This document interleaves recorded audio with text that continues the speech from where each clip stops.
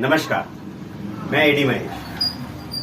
आज का हमारा टॉपिक है 1971 में हुए चुनावों के परिणाम।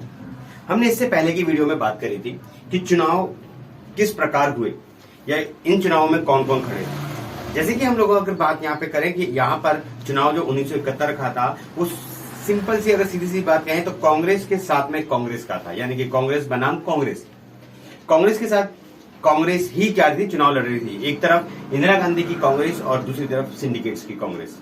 इसके बारे में पहले की वीडियो में बताया है, अगर आपने नहीं देखा है तो उसमें जरूर देख लीजिएगा, लिंक डिस्क्रिप्शन में मैं दे दूंगा। चलिए अगर हम बात करें कि अब 1971 के चुनाव में हुआ क्या। अभी तक के चुनाव में सबसे बड़ा, यानी अभी तक हमारे भारत में इससे पहले 4 चुनाव हो चुके थे और ये 5वां चुनाव था। इससे पहले कभी भी इस तरीके के परिणाम नहीं आए थे। इससे पहले हमारे भारत में 4 चुनाव पहले भी हो चुके थे, लोकसभा चुनाव। अब जो लोकसभा के चुनाव जो इस बार हुए थे, यानी कि 1971 में, ये 5वां चुनाव था और ये 5वां चुनाव इतना बेहतर हुआ और इसके रिजल्ट या इसके परिणाम इतने बेहतर थे जो इससे पहले कभी भी नहीं हुए। यानी कि पूरी तरीके से एक तरफा माना गया कि ये पूरे एक तरफे से इंदिरा गांधी इस चुनाव को जीत चुकी थी।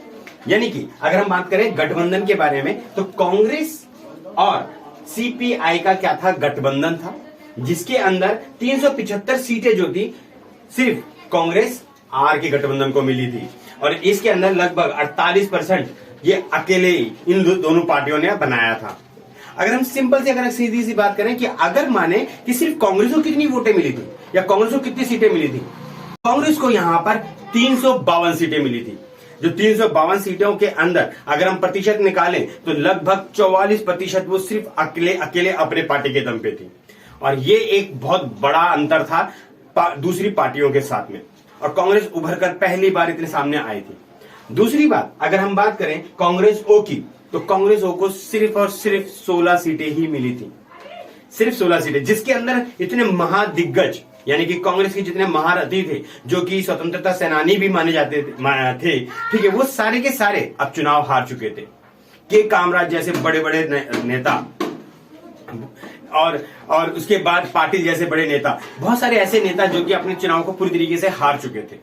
अब इन चुनावों के हारने के बाद लोगों का यही मानना था कि इंदिरा गांधी की कांग्रेस ही असली कांग्रेस है और यही पुरानी कांग्रेस है और लोगों ने इसको पुरानी कांग्रेस के साथ मिलाकर देखना शुरू कर दिया था। अगर हम कोई भी बात अगर यहां पर करते हैं, अगर यहां पर एक और बात यहां पर रखी गई, ग्रैंड अलायंसेस क्या था।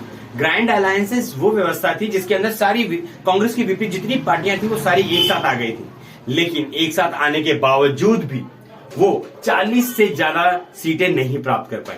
उनको 40 से ज्यादा सीटें मिल भी नहीं पाई क्योंकि उनकी पूरी व्यवस्था जो थी 40 के अंदर ही सिमट कर रह गई। बहरहाल जो भी हो, इंदिरा गांधी ये चुनाव जीत चुकी थी। अब इंदिरा गांधी के ये चुनाव जीतने के बाद बहुत सारी बातें सामने आने लगी। एक समय पे जब भारत के अंदर महिलाओं को राजनीति के बारे में नहीं जानकारी है, महिलाओं को राजनीति के बारे में कोई जानकारी नहीं है, इस तरह की टिप्पणियां मिलती थी।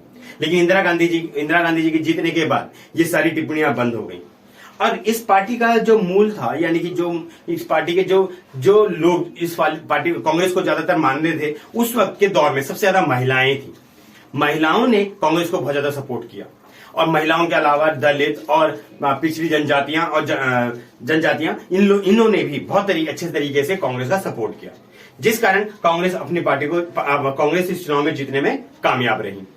और कांग्रेस के जीतने के बाद उसके बाद क्या हुआ, अब इंदिरा गांधी को यहां पर क्या था, इंदिरा गांधी अब सबसे बड़ी ताकत के रूप में उभर कर सामने आ गई।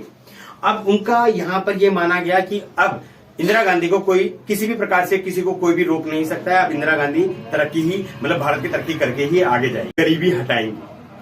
अब इसके बाद तुरंत बाद ही एक बहुत बड़ी समस्या खड़ी हुई जो थी बांग्लादेशी समस्या, जिसको हम लोग पूर्वी पाकिस्तान कहते हैं। जब भारत आजाद हुआ था तो 3 भागों में बटा था, का खा गा में, जिसके अंदर का में पाकिस्तान, खा में हिंदुस्तान और गा में पूर्वी पाकिस्तान। पाकिस्तान और पूर्वी पाकिस्तान का हिस्सा थे, जो कि पाकिस्तान के हिस्से को जो पूर्वी पाकिस्तान था उनके साथ में उनके कुछ अंदरूनी मसले चल रहे थे। इसके ऊपर मैं एक और वीडियो बनाऊंगा, आप जरूर देखिएगा उसको। लेकिन अभी फिलहाल हम लोग बात करते हैं कि हम भारत में किस तरीके से इस व्यवस्था को देखते हैं। जब उनके अंदरूनी मामले चल रहे थे तब भारत की तरफ पूर्वी पाकिस्तान के बहुत सारे शरणार्थी जो थे भारत की तरफ आना शुरू हो गए। इंदिरा गांधी चुनाव जीतने के बाद तुरंत बाद भारत में एक और समस्या आई।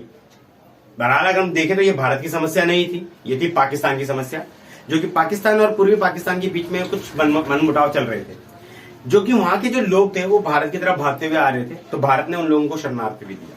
भारत की तरफ से भारत ने उनको शरणार्थी के रूप में रखा यहाँ पर, ठीक है। लेकिन इंदिरा गांधी ने अपने हस्तक्षेप के साथ में यहाँ पर पाकिस्तान, पूर्वी पाकिस्तान को पाकिस्तान से अलग कर वहां पे बांग्लादेश की एक नए देश की नींव रखवाई।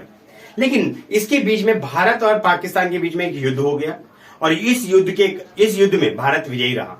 और इस सब के कारण इंदिरा गांधी के, ठीक है, चकाचौंध में या उनकी तरक्की में या उनकी व्यवस्था में 4 चांद और लग गए। यानी कि अब लोगों ने इंदिरा गांधी को पूर्ण रूप से मानना शुरू कर दिया कि इंदिरा गांधी देश को बहुत अच्छे तरीके से चला सकती है और उनको कोई नहीं हटा सकता। अब यही सारी व्यवस्थाएं थी जो कि इंदिरा गांधी को अब एक मजबूत नेता के रूप में खड़ा कर चुका था। ये था आज का हमारा वीडियो। धन्यवाद।